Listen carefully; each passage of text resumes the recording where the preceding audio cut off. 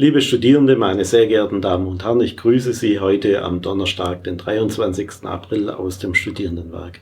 Ich hoffe, Sie sind alle gut ins digitale Sommersemester 2020 gestartet. Bei uns im Studierendenwerk ist dies nun die 6. Woche seit Schließung unserer Mensen und Cafeterien am 16. März 2020. Ich möchte Ihnen deswegen heute einen Situationsbericht über unser Leistungsangebot beim Studierendenwerk geben. Beginnen möchte ich mit der Abteilung Recht, Wohnen und Soziales, die ja in der Manfred-Börner-Straße 5 in Ulm untergebracht ist. Die Kolleginnen und Kollegen sind für Sie dort weiter für Sie da. Es findet allerdings kein Publikumsverkehr statt. Die Abteilung ist aber telefonisch oder per Mail erreichbar. Die Kontaktpersonen und Ansprechadressen finden Sie auf unserer Website oder auf den Aushängen in unseren Wohnheimen.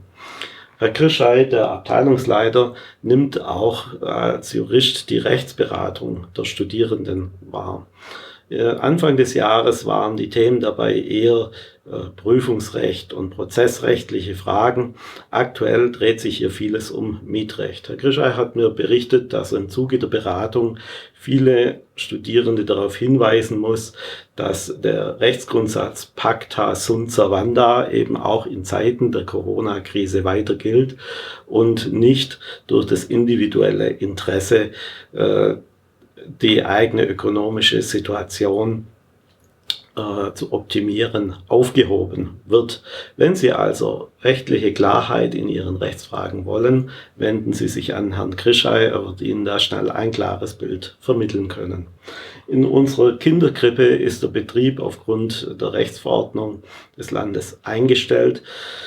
Ich denke, ein Betrieb wird hier frühestens Anfang Juni unter bestimmten Bedingungen wieder möglich sein. Dazu kann ich jetzt noch nichts Näheres sagen. Ich denke, das wird nicht so ohne weiteres gehen, hier die Abstandsregeln einzuhalten. Wir werden die Eltern aber in jedem Fall dann direkt informieren. Sie sind also nicht auf Videobotschaften angewiesen und der Beitragseinzug bleibt ausgesetzt, solange die Krippe geschlossen ist. Im Bereich Wohnen sind jetzt zum Beginn des Sommersemesters die Ein- und Auszüge abgewickelt worden und reibungslos verlaufen. Es sind noch 60 Zimmer frei, die wir nicht vermieten konnten. Wenn Sie also einen ruhigen Platz zum konzentrierten Studierenden suchen, sind Sie in unseren Wohnheimen gut aufgehoben, selbstverständlich bei bester Internetanbindung. Corona-Probleme haben wir übrigens bislang in unseren Häusern nicht gehabt. Die psychosoziale Beratungsstelle ist auch weiterhin für Sie da, zwar ohne Publikumsverkehr. Terminvereinbarung ist aber telefonisch und auf unserer Website auch online möglich. Die Beratung erfolgt ebenfalls telefonisch. In der Campusgastronomie gilt ebenfalls eine Rechtsverordnung des Landes, nach der bis zum 4. Mai alle Mensen und Cafeterien an den Hochschulen geschlossen bleiben. Ich gehe zwar davon aus, dass diese Verordnung dann nochmal verlängert wird, aber nachdem schon verschiedene Studierende jetzt auch im digitalen Semester an den Hochschulen gesichtet worden sind, werde ich sicherstellen, dass unsere Automatenbetriebe ab dem 4. Mai regelmäßig bestückt werden und auch unsere Selbstbedienungs-Kaffeestationen bedarfsgerecht betrieben werden, so dass, wenn Sie hier sind, dass Sie auch sich da einen Snack ziehen können oder einen Kaffee trinken können.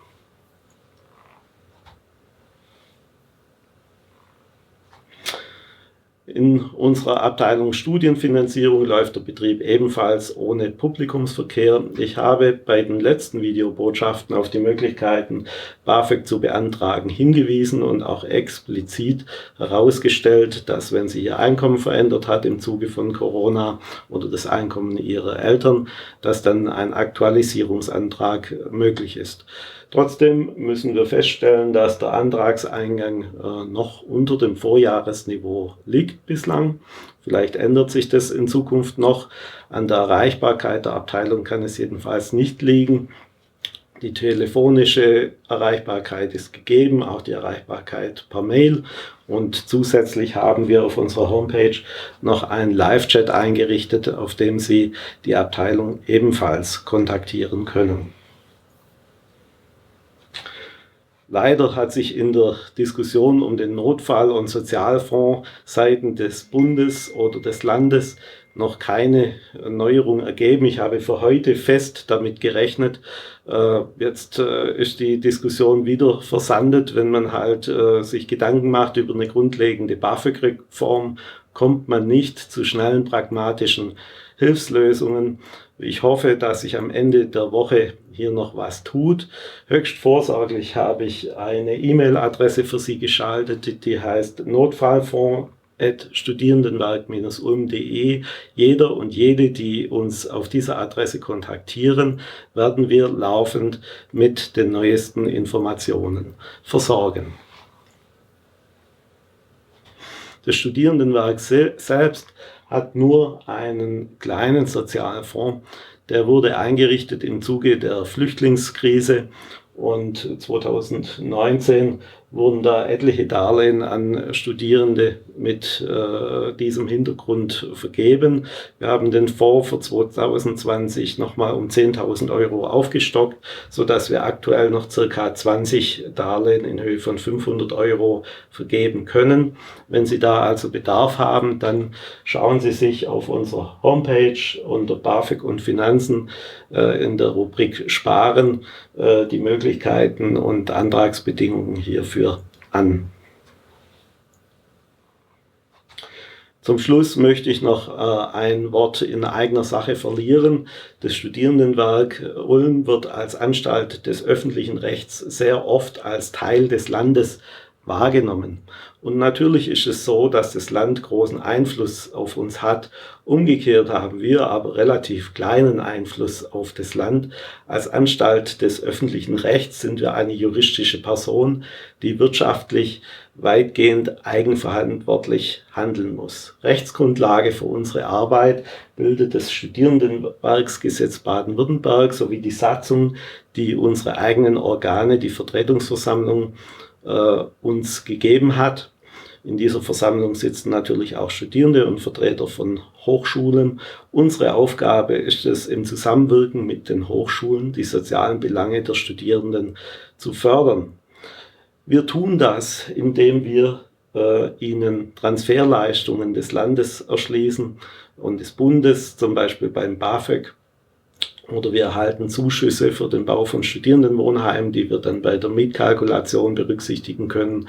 Wir erhalten einen Zuschuss für den laufenden Betrieb unserer Mensen und Cafeterien, der psychosozialen Beratungsstelle, der Rechtsberatung, die in unsere Preisgestaltung einfließen, und wir erhalten kommunale Zuschüsse für den Betrieb unserer Kinderkrippe, die wir bei der Gebührengestaltung ebenfalls berücksichtigen können. Allerdings macht dieses ganze Zuschussvolumen nur 20% unseres Haushaltes aus. Das heißt, 80% von allem, was wir tun, wird durch die Studierenden finanziert.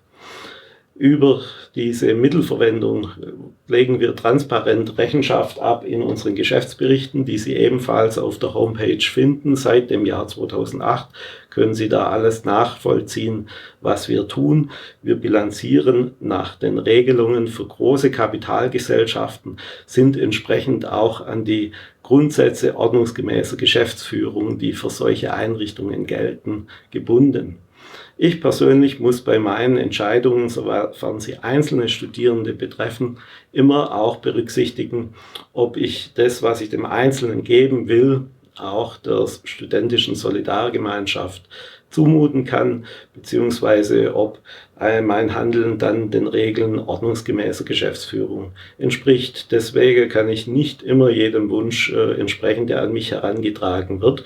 Trotzdem können Sie sich mit Ihren Anliegen immer gerne persönlich mit mir auseinandersetzen.